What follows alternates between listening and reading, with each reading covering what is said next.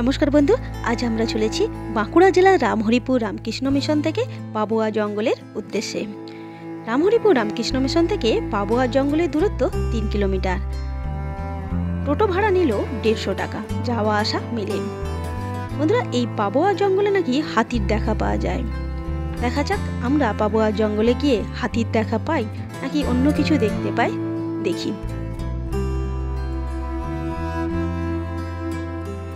আমরা চলে এসেছি পাবোয়া জঙ্গলে।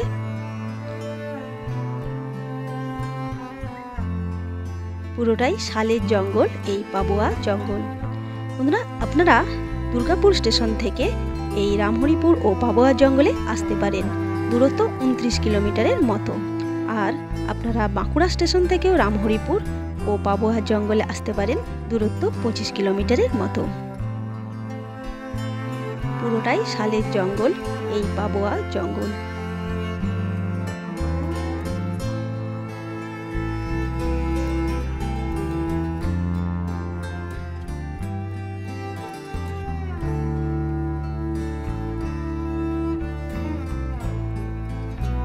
রয়েছে একটা ওয়াচ টাওয়ার।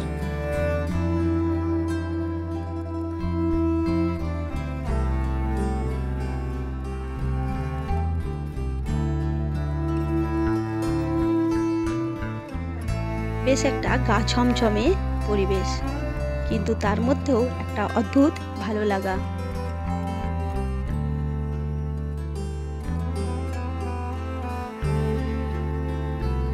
ড্রাইভারদা জানিয়েছেন যখন তখন নাকি এখানে হাতি চলে আসতে পারে।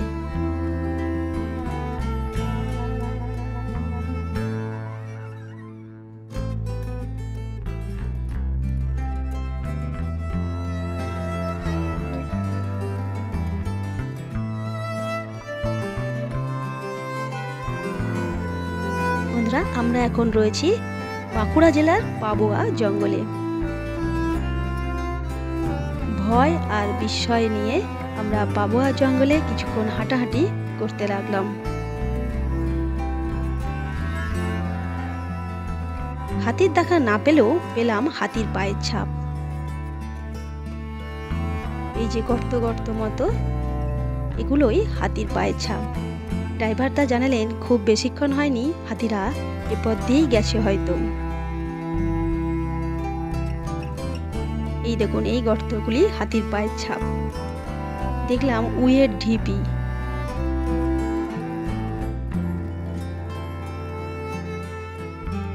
সব মিলিয়ে একটা দুর্দান্ত অভিজ্ঞতা এই পাবোয়া জঙ্গলে।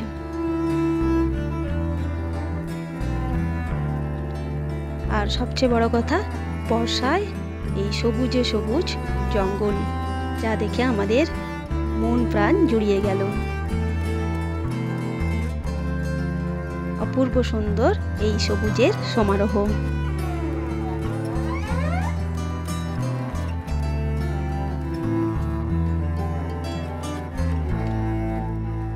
বন্ধুরা, জঙ্গল ঘোরার আদর্শ সময় সকালের দিকে।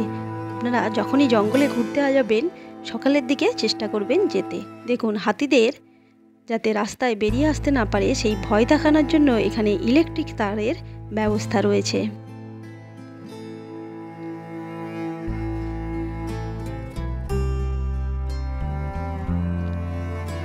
এই দেখুন, তার দেয়া রয়েছে কিরকম ভাবে।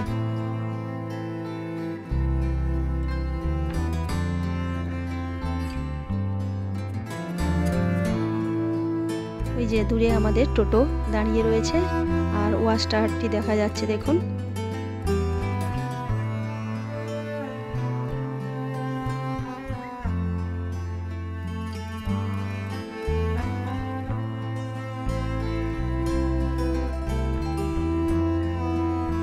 খুব সুন্দর লাগলো পাবোয়া জঙ্গল। ফেরার পথে আমরা দেখে নিলাম একটি কালী মন্দির। এক সাধু এখানে এই কালী মন্দিরে পূজার্চা করে থাকেন, যদিও এদিন তার দেখা পাইনি।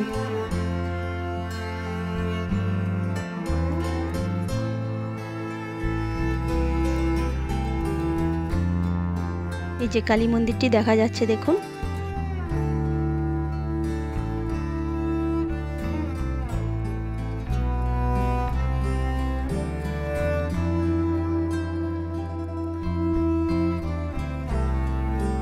এই হলো মা কালী, রয়েছে ঠাকুর, মা, স্বামীজির ছবিও।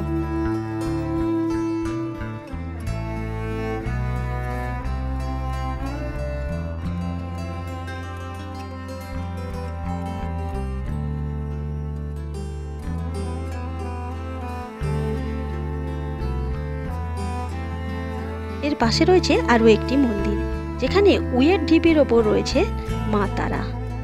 ভিডিওটি দেখার জন্য অনেক ধন্যবাদ বন্ধুরা।